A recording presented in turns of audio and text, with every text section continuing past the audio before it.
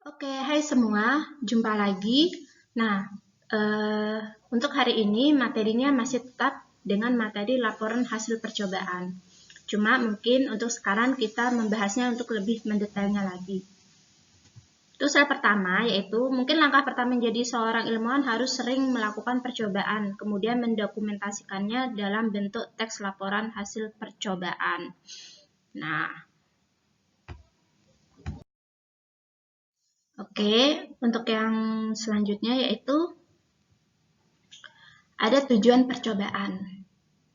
Apa sih tujuan percobaan itu? Untuk apa sih percobaan itu?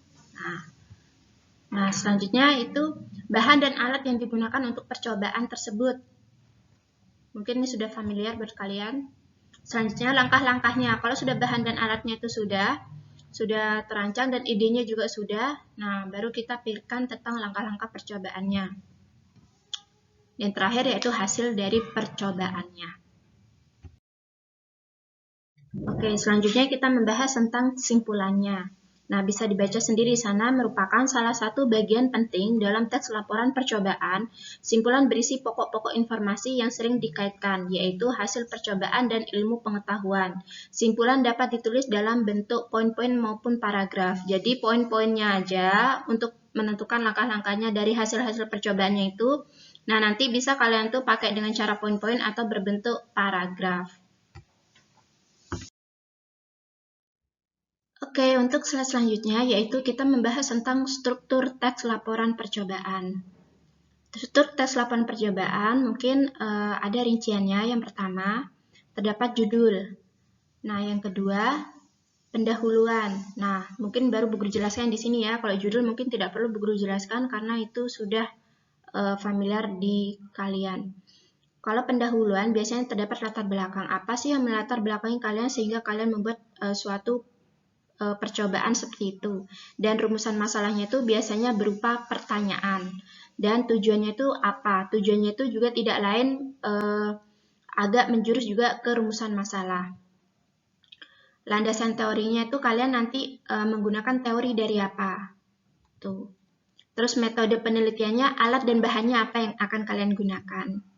Nah, nanti kalau sudah selesai, hasilnya itu akan dibahas. Ya, jadi hasilnya itu akan dibahas oleh kalian dan kalian rancang nanti di sana hasilnya.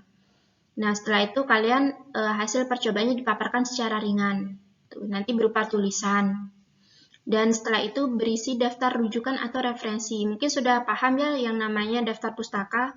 Nah, jadi daftar pustaka itu referensi yang bisa kalian ambil dari buku, dari internet. Tuh. Oke, yang selanjutnya yaitu ciri kebahasaan teks laporan percobaan. Yang pertama, kalimat kompleks, terdiri dari dua struktur atau lebih dengan dua verba atau lebih. Sudah paham biasanya ya kalian ya?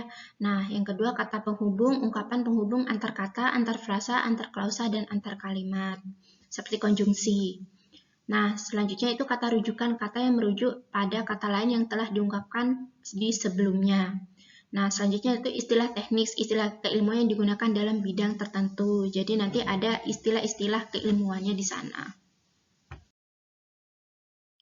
Oke, yang terakhir yaitu terdapat langkah-langkah menyusun teks laporan percobaan.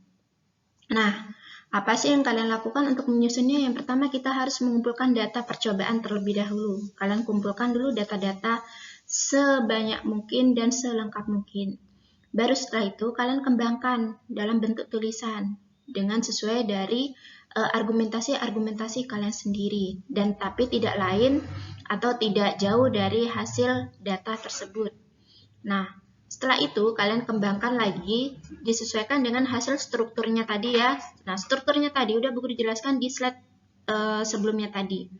Nah, harus kalian ingat dalam setiap pembuatan laporan hasil percobaan, kalimatnya harus kompleks dan terdapat kata penghubung atau konjungsi, terus juga ada kata rujukan dan tidak lain karena kita melakukan hasil percobaan ada istilah teknisnya juga di situ.